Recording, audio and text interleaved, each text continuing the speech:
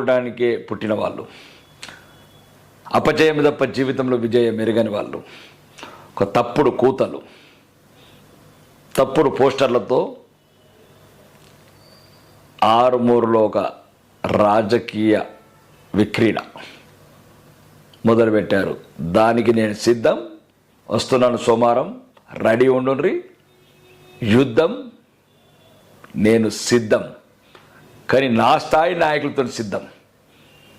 అది హనుమల రేవంత్ రెడ్డి లేదా రాష్ట్ర మంత్రులు ఎవరైనా సరే వారితో సిద్ధం.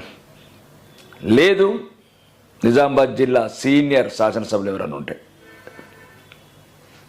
గౌరవనీయ సుదర్శన్ రెడ్డి గారు రమ్మనండి. అంకాపూర్ ముట్టడేందుకు రండి, వెల్కమ్ వెల్కమ్ రండి. గౌరవంగా మంచి అంకాపూర్ నాటుకోడి భోజనాలు చేపిస్తాను.